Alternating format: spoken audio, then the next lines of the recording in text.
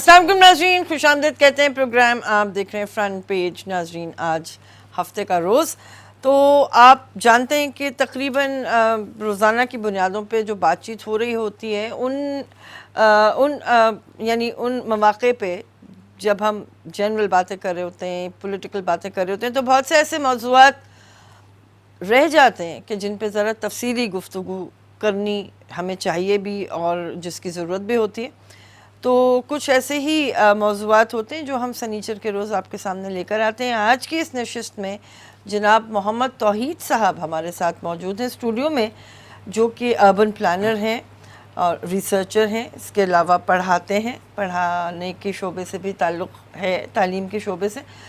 तो तौहीद साहब का चूँकि एरिया ऑफ इंटरेस्ट या एक्सपर्टीज़ जो है वो अर्बन प्लानिंग है, तो कराची की लेवल पर अगर हम देखें, इस हालिया बजट में कहा जा रहा है कि 46 अरब रुपए का वफाकी हुकूमत की जानिब से कोई बजट में पैकेज अनाउंस किया गया है। अब मेरे इनसे जो सवालात होंगे वो ये होंगे कि कराची जिस तरह हम देख रहे हैं गुज़िश्ता कई सालों से बिल्कुल किसी की प्रायोरिटी में नज़र नहीं आता, तरजीह में नज़र नहीं आता, ना सिंध हुकूमत की, ना शहरी हुकूमत की, ना वफाकी हुकूमत की। तो 46 अरब क्या काफ़ी होंगे? जबकि वर्ल्ड बैंक की एक रिपोर्ट के मुताबिक कराची को हर महीने 10 अरब डॉलर चाहिए या सालाना। भारत वो मैं अभी मिक्स करी हूँ, लेकिन तौहीद साहब को खुशामदीद कहते हैं। इनसे सवालात का आगाज़ करते हैं। अस्सलाम वालेकुम तौहीद साहब। तौहीद साहब, कराची में कुछ बड़े मंसूबे चल रहे हैं जिनकी रफ्तार आप मुझसे बेहतर जानते हैं। पहले तो ये बताइए कि कौन से ऐसे मंसूबे हैं जो वफाक और सूबा मिल के कर रहा है या सिर्फ वफाक कर रहा है? देखिए, जैसे आपने बात शुरू की, पहले तो हम उस तरफ आते हैं कि आपने कहा जी 46 अरब रुपए फ़ंड जो है वो अनाउंस हुआ है या सामने आई है हमें न्यूज़ के ज़रिए से, जो दीगर ज़राए से, कि ये फ़ंड कराची को दिया जा रहा है। अच्छा, इससे पहले अगर हम बात करें तो 30 मार्च 2019 को एक अनाउंसमेंट आई थी कि पीएम साहब ने अनाउंस किया था, जिसमें कि 162 बिलियन जो है वो कराची को दिया जा रहा है। ये उस वक्त की है। अच्छा, पहली चीज़ तो ये समझ लें, देखें, एक अनाउंसमेंट एक अलहदा चीज़ होती है और फिर मुख्तलिफ स्कीम्स होती हैं कि कौन कौन सी डिफरेंट स्कीम हैं या प्रोजेक्ट हैं जो कराची में लाए जाएंगे। फिर हर एक डिफरेंट प्रोजेक्ट के हवाले से बजट एलोकेट किया जाता है। चाहिए। अच्छा, अब एलोकेशन भी हो गई, चलें ठीक है, हम पहले ये कंसीडर करें कि पहले तो इतनी नंबर ऑफ़ स्कीम हों जो कि इस पूरे जो ये अमाउंट दिया गया है इसको कवर कर रही हों, फिर उसकी एलोकेशन हो जाती है। अब एलोकेशन तक मसला नहीं है, अब मसला ये है कि वो बजट फिर रिलीज़ भी होता है या नहीं होता है। चाहिए। क्योंकि आम केसेस में देखा गया है, फ़र्ज़ करें कि 400 मिलियन का एक प्रोजेक्ट था, एलोकेशन भी हो गई, लेकिन जब आखिरी तक पहुँचते पहुँचते रिलीज़ होता है तो वो सिर्फ 100 मिलियन तक हो पाता है। अब जब बजट रिलीज़ ही नहीं हुआ तो फिर जाहिर सी बात है वो प्रोजेक्ट आगे नहीं बढ़ पाएगा। एक तो ये चीज़ हो गई जो हमने देख ली कि एक्चुअल में होता क्या है। और दूसरी तरफ अगर हम आए, देखें, इसमें दो तरह के प्रोजेक्ट होते हैं। अगर हम प्रोविंशियल लेवल पे बात करें तो एक होता है आपका प्रोग्राम जो कि प्रोविंशियल एनुअली डेवलपमेंट प्रोग्राम होता है, जो कि सूबा ख़ुद जो है वो अपने बजट में से मुख्तलिफ तरक्याती प्रोजेक्ट जो है वो बना रहा होता है और डिज़ाइन कर रहा होता है, वो सब चीज़ होती है। एक होता है जो कि आपका फेडरल जो है वो फंडेड PSDP प्रोजेक्ट होते हैं, वो जो आप बात कर रही हैं उन प्रोजेक्ट की तरफ हम अभी उधर भी आते हैं। ठीक है, ये दो सिनेरियो हो गए, एक तो सूबा कर रहा होगा और एक जो है जिसमें फंडिंग जो है वो हमारी जो फेडरल हुकूमत है उसकी तरफ से हो रही होती है। अब कराची की अगर हम बात करें तो बदकिस्मती से कराची का ये हाल है कि कराची में इस वक्त पानी का सबसे बड़ा मसला है। ठीक है, वाटर जो डिमांड इस वक्त है वो तकरीबन 1100 MGD है। ठीक है, और इस वक्त जो सप्लाई है वो उसकी तकरीबन हाफ है, आधी है। अच्छा, तो इसको नज़र में रखते हुए 2007 में कुछ ये बात की गई थी कि हम एक greater Karachi bulk supply project, जो कि आम तौर पे लोग जिसको समझते हैं, नाम उसका आम नाम है K4। हाँ। ठीक है, तो K4 का प्रोजेक्ट 2007 में ये बात की गई थी कि कराची के वाटर सप्लाई की डिमांड को पूरा करने के लिए हम एक प्रोजेक्ट लाते हैं K4, लेकिन 7 साल का डिले उसमें 2014 तक ये हो नहीं पाया कि इसको प्रोजेक्ट को किया जाए या नहीं किया जाए। अच्छा, ये इसलिए था क्योंकि Karachi water and sewerage board के पास वो कैपेसिटी नहीं थी कि इस प्रोजेक्ट को लेकर चल सके आगे। अच्छा, 7 साल का डिले आपका ये आ गया। फिर 2014 से लेकर 2016 तक इसको डिसाइड किया गया कि प्रोजेक्ट का डिज़ाइन क्या होगा या किस तरीके से प्रोजेक्ट को किया जाएगा, बिल आखिर 2016 में ये K4 का प्रोजेक्ट शुरू कर दिया गया। ठीक। उसके बाद में इसके 3 फेजेस थे और इसके बारे में कहा गया कि जी ये 650 MGD यानी अभी जो डिमांड है उससे कहीं ज़्यादा वाटर जो है वो सप्लाई करेगा। और इसकी जो कॉरिडोर लेंथ की अगर हम बात करें तो ये 121 किलोमीटर, क्योंकि केंजर लेक से आपका हब कनाल तक का इसका रूट था और 3 फेजेस में इसने वाटर सप्लाई करनी थी।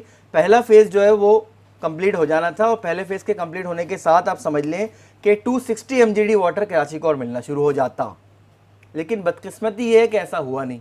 अब उसके पीछे फिर आप जो बात कर रही हैं वो बहुत सारी वजूहत हैं। यहाँ सामने ये कहा जाता है कि जी फंड ना होने की वजह से हुआ, तो वो भी मैं आपको बता दूं कि फ़ंड का सिलसिला होता कैसे है, इसके पीछे क्या डायनामिक्स होते हैं फ़ंड की।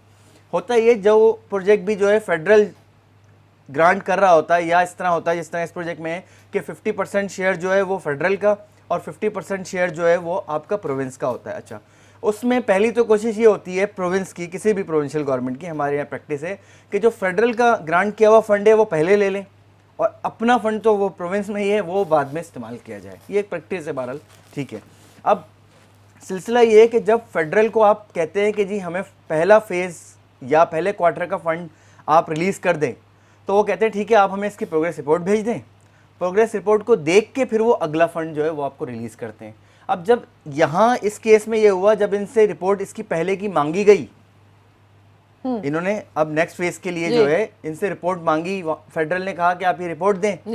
इन्होंने रिपोर्ट तो नहीं दी, इन्होंने कहा जी आप हमें अगला फंड रिलीज कर दें। अच्छा, फिर इस केस में अगर हम टेक्निकली देखें तो फंड रिलीज नहीं हो सकता। एक तो ये हो गया मामला। अब फर्दर डिले जो हुआ उसकी जो हमें न्यूज के थ्रू दीगर जराए से हमें जो चीज मिली, समझ लें 22 रिअलाइनमेंट हुई है सिर्फ इसकी कि वहां से यहाँ तक लाइन कैसे लेके जानी है। जबकि कोर्ट ने भी जो है, सुप्रीम कोर्ट में ये केस मौजूद है, क्योंकि होता ये जब पहली बार जब ये सिलेक्ट कर लिया गया कि इसका राइट ऑफ वे क्या होगा, यानी ये भी बीआरटी बन गया पेशावर वाला, उससे कहीं ज्यादा। अच्छा, क्योंकि देखें बीआरटी में अभी उस तरफ भी आता हूँ, बीआरटी में आपको पता है पेशावर बीआरटी में एशियन डेवलपमेंट बैंक शामिल था, बिल्कुल, ठीक है। तो जो हमारा इस तरह का जो फॉरेन फंडेड प्रोजेक्ट होते हैं वो किसी ना किसी स्टेज पे आके मुकम्मल हो जाते हैं। सही है, ठीक है। वो उस तरफ मैं अभी आता हूँ, थोड़ा सा पहले इसको हम देख लें कि इसमें क्या हुआ है, ठीक है। अच्छा, इसमें जो बेसिक जिम्मेदारी थी Karachi water and sewage board की, वो उसके राइट ऑफ वे के लिए लैंड प्रोवाइड करना और उस प्रोजेक्ट के लिए इलेक्ट्रिसिटी प्रोवाइड करना। अच्छा, तो मतलब Karachi water and sewage board अपनी वो जिम्मेदारी पूरी नहीं कर सका। ठीक है। फिर इसी प्रोजेक्ट में जो है आपकी FWO वो भी शामिल है, फिर उस्मानी एंड कंपनी कंसल्टेंसी वो भी शामिल है। तो अब जब आप लैंड प्रोवाइड नहीं कर सके, अच्छा लैंड प्रोवाइड ना करने के पीछे और भी वजूहत हैं। पहली बार जब PC1 बना था इसका तो उसमें लैंड का राइट ऑफ वे अलाइनमेंट के अकॉर्डिंग कुछ और लैंड थी, अच्छा, कुछ और लोगों के पास थी। हाँ, अब जब आप डिजाइन ही चेंज कर दी तो वो जमीन किसी और के पास मौजूद है। तो ये सब यहीं रुक जाए, इससे पहले कि मुझे मजीद हार्ट अटैक हो।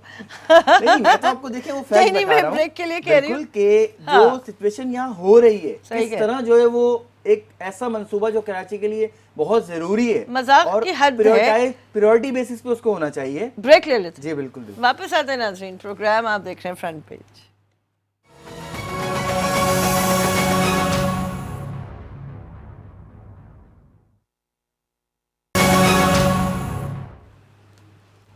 जी नाज़रीन, खुशामदीद कहते हैं, प्रोग्राम आप देख रहे हैं फ्रंट पेज। मोहम्मद तौहीद साहब हमारे साथ मौजूद हैं और ये हमें ये बता रहे हैं कि बड़े बड़े मंसूबे किस तरह नाक़िस तरीक़ाकार के को अपनाते हुए प्लान किए जाते हैं।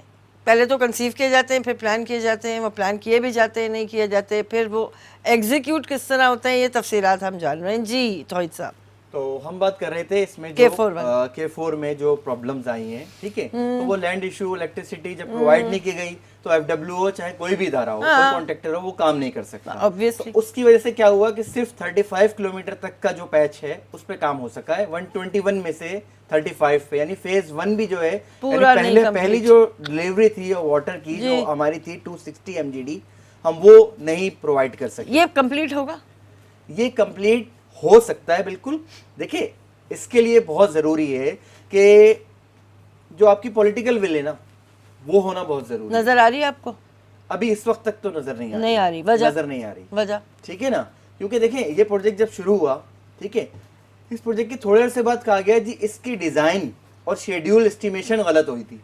अब आप ये बताएं, जब एक प्रोजेक्ट में बहुत आपका सिंध में भी प्लानिंग एंड डेवलपमेंट डिपार्टमेंट है, हाँ। आपका फेडरल भी प्लानिंग एंड डेवलपमेंट डिपार्टमेंट है, यानी ऐसे लोग बैठे हैं, माहिर लोग वहां बैठे हैं, बैठे ठीक है माहिर ना? लोग। नहीं, हम ये कंसीडर करते हैं माहिर लोग बैठे मान हैं, लेते ठीक है।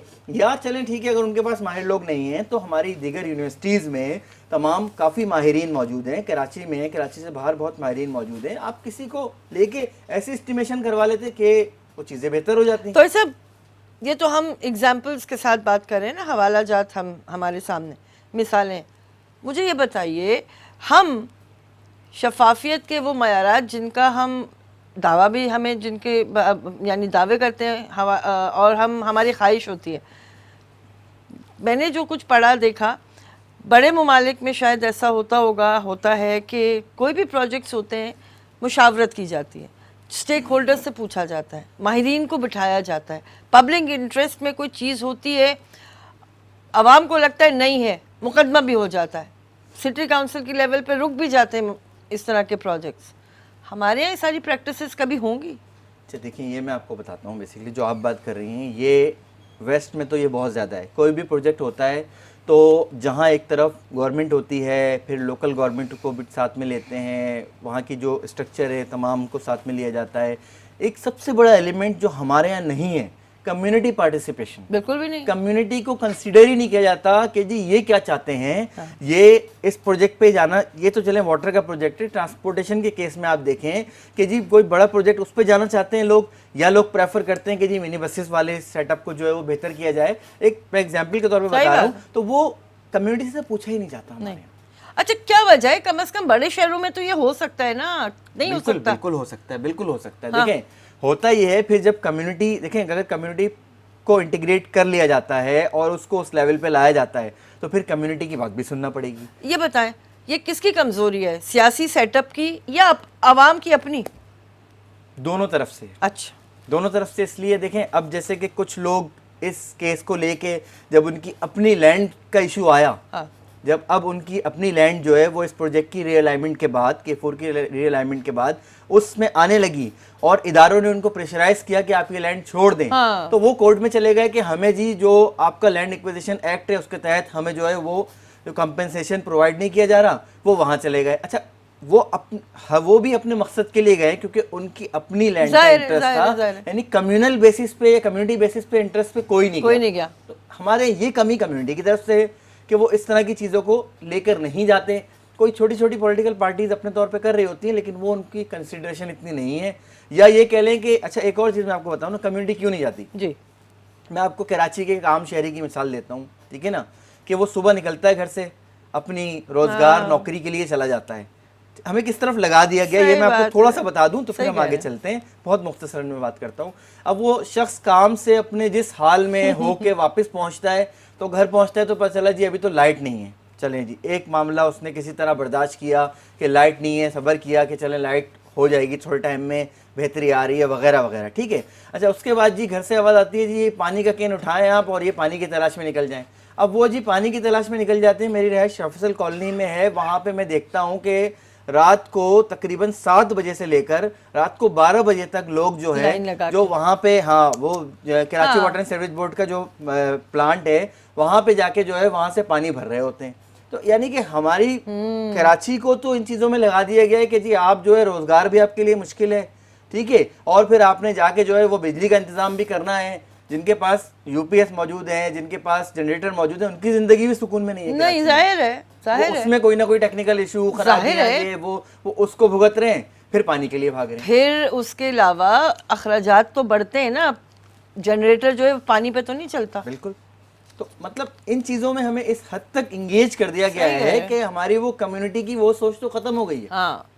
और कराची की लाइफ आपको वैसे ही पता है कि बहुत तेज रफ्तार है, तो ये हाँ। एलिमेंट जो है ना ये मिसिंग है, सही है, जिसकी वजह से इन लोगों को ये मौका मिलता है हाँ। कि ये इस तरह के जो चीजें हैं वो कर पाते हैं, वाले मंसूबे बनाए। अब हम आते हैं, आपने जो बात की थी, अब हम दूसरे प्रोजेक्ट की तरफ आते हैं। हाँ। एक और प्रोजेक्ट जो है जो कि S3 कहलाता है, हाँ। Greater Karachi sewerage plan. अच्छा, ये प्रोजेक्ट भी तकरीबन जो है 2007 में इनिशिएट हुआ था ये प्रोजेक्ट। 2007 में जब ये प्रोजेक्ट इनिशिएट हुआ था तो उसका मकसद ये था कि कराची का जो इतना सेवरेज है, जो कि तकरीबन इस वक्त जो है वो 400 MGD है, और उसको बगैर किसी ट्रीटमेंट के जो है हम अरबियन सी में जो है वो समंदर में डाल रहे हैं। ठीक है, तो इसके लिए एक ये प्लान किया गया तमाम का तमाम बगैर ट्रीटमेंट के? दरमियान में कुछ ट्रीटमेंट थोड़ी बहुत हुई है। अभी इस वक्त भी शायद एक ट्रीटमेंट प्लांट जो है वो कहते हैं कि काम कर रहा है, लेकिन वो किस हद तक कर रहा है, नहीं कर रहा है। तो वो जो हमारे इंडस्ट्रियल एरियाज पे पाबंदी थी, कोई नहीं मान वो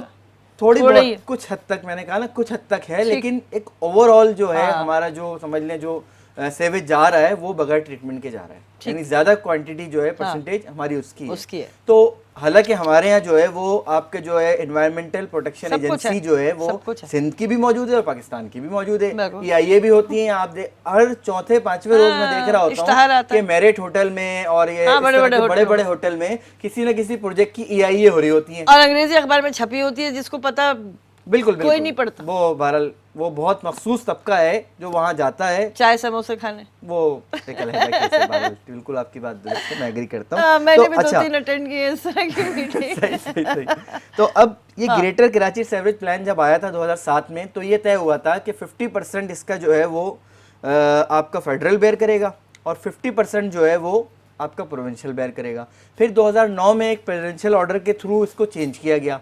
उसने कहा जी अब 33% जो है एक और स्टेक होल्डर डालेगा KPT। तो अब 3 हो गए, KPT, फेडरल और प्रोविंशियल 33%। लेकिन KPT थोड़े से बाद ही इससे पीछे हट गया। उसने कहा जी नहीं हम तो पैसे नहीं देते, ठीक है ना। तो एक तो ये वजह रही। फिर इन्होंने ट्रीटमेंट प्लान बनाए, प्लांट जो है वो इंस्टॉल किए, 1, 2, 3 इंस्टॉल किए इन्होंने मुख्तलिफ एरिया में। एक साइट में किया, फिर महमूदाबाद में बना हुआ है एक, और उसके बाद फिर जो है वो माड़ीपुर वाला है। तो यहाँ तक तो बात पहुँची, लेकिन अब इसमें मसला क्या हुआ, इस वक्त जो आपका फेडरल बजट आया है उसमें से इस प्रोजेक्ट को एलिमिनेट कर दिया। फेडरल ने इस बजट में इस प्रोजेक्ट को रखा ही नहीं। अब यानी कि मामला बिल्कुल ख़त्म हो गया। अब सिंध अगर अपने तौर पे कोशिश भी करे तो इस प्रोजेक्ट को जो है वो आगे नहीं चला। और जो अब तक की लागत इस पे उठाई जा चुकी, खर्च हो चुकी, वो गई, वो भी सीवरेज के साथ ही पानी में बह गई। ट्रीटमेंट प्लांट है इस वक्त जो जिसके बारे में ये कहा जाता है कि ये एफिशिएंट नहीं है, अभी अपनी कारकर्दगी 100% नहीं दे रहे। तौहीद साहब मुझे बस रुक जाए आप यहीं, हम प्रोग्राम नहीं करेंगे जब तक आप मुझे इस बात का जवाब नहीं देंगे। चलें ब्रेक ले लेती हूँ, इससे पहले कि वाकई बहुत ज़्यादा जज्बातियत हो जाए प्रोग्राम में। वापस आते हैं नाज़रीन।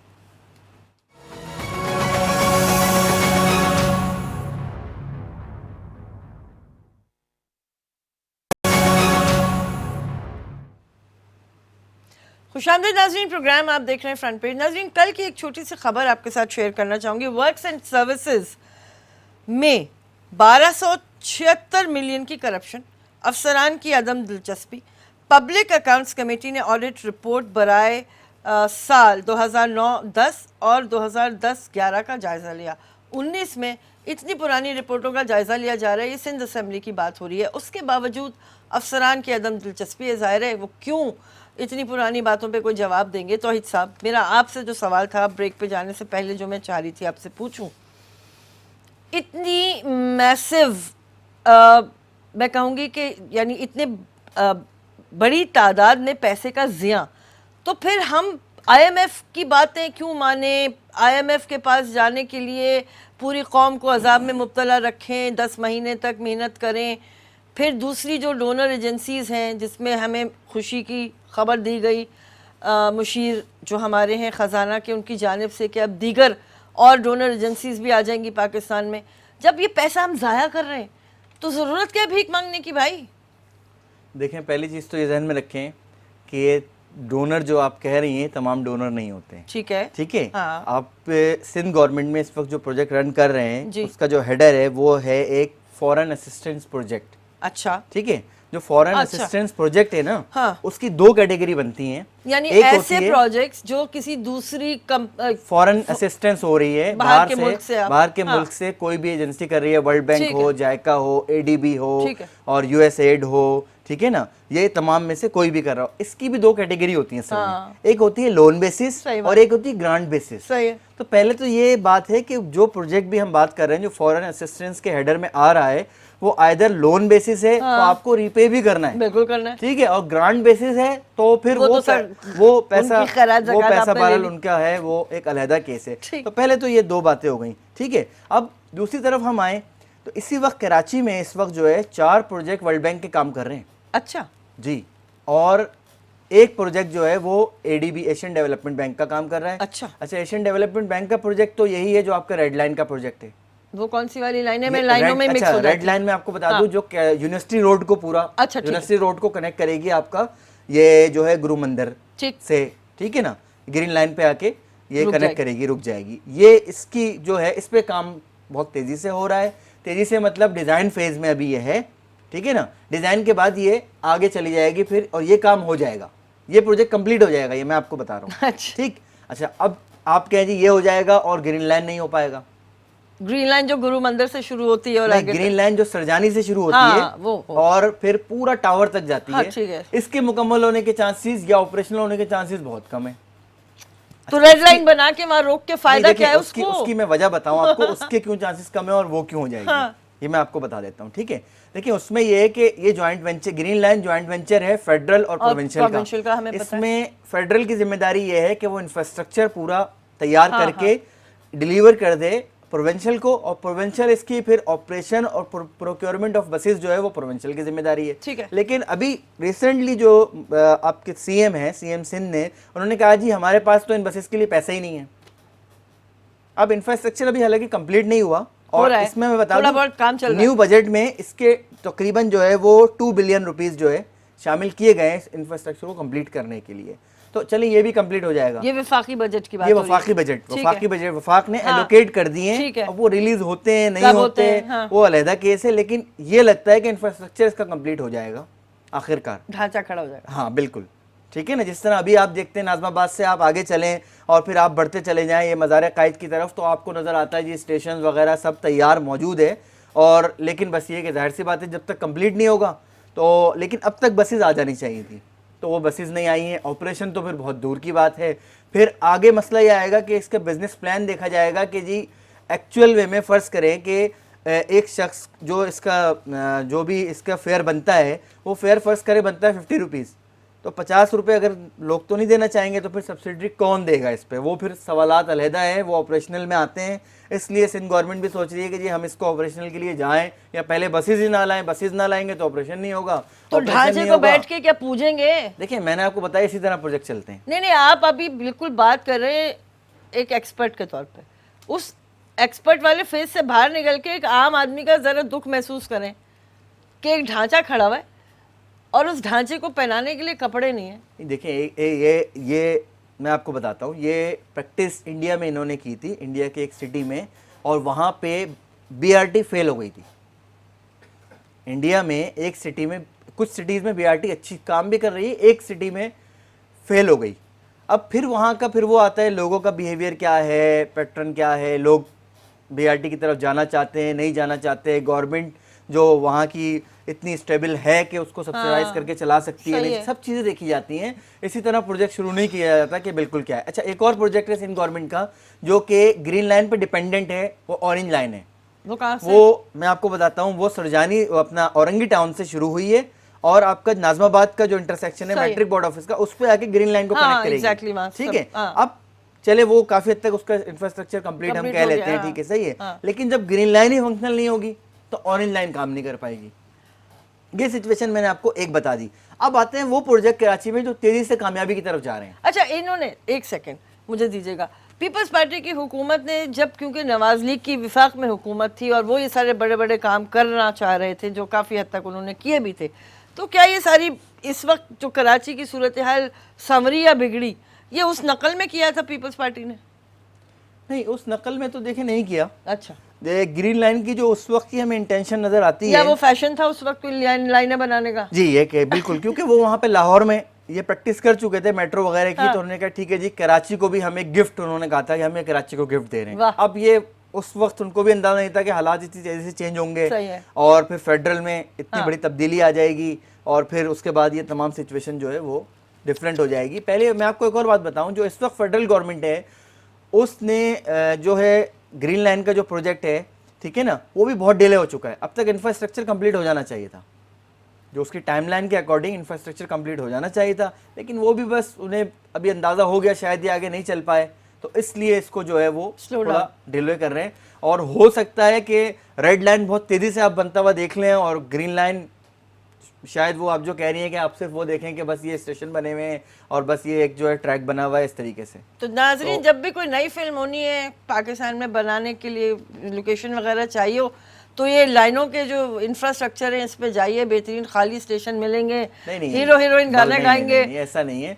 और हमारी विश भी यही है कि मतलब ये चले अल्लाह का। और उसके बाद एक इंटीग्रेटेड जो जायका ने 2005 में जो एक ट्रांसपोर्ट नेटवर्क का प्लान दिया था वो कामयाब हो और कराची का ट्रांसपोर्ट सिस्टम बेहतर हो। बल्कि हम ये देख रहे हैं कि जो हमारी मिनी बसेस और कोचेज़ वाला कोच और मिनी बसेस और बसेस वाला पैटर्न है उसको भी बेहतर किया जाए।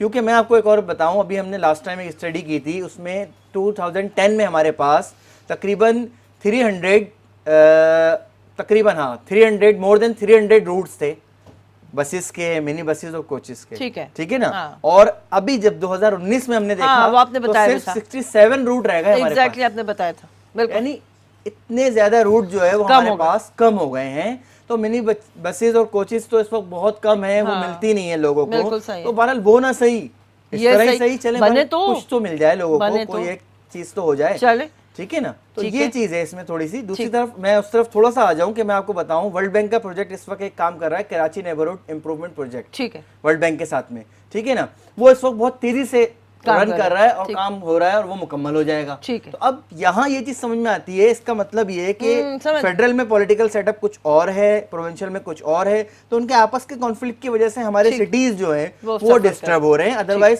फॉरेन एडेड प्रोजेक्ट होता है, फॉरेन फंडेड होता है, वो कंप्लीट हो जाता है, ठीक है, इसी केसेस में। तो ये सिचुएशन जो है वो हमें नजर आ रही है, वो देखने वाली बात है, सही बात है। और बहुत शुक्रिया तोई साहब, आपने तफसील से कराची के वो मंसूबे जो फ़िलहाल अधूरे हैं उनके बारे में नाजरीन को आगाह किया, हमारी रहनुमाई की। नाजरीन, हम तो वाकई तौहीद साहब की तरह दुआ गो हैं कि जो कुछ हो रहा है तेज़ी से पाए तकमील को पहुँचे, ताकि शहरियों को सुख का सांस लेने का मौका मिले। बहुत शुक्रिया, प्रोग्राम देखने का इजाज़त दीजिए, अल्लाह हाफ़िज़।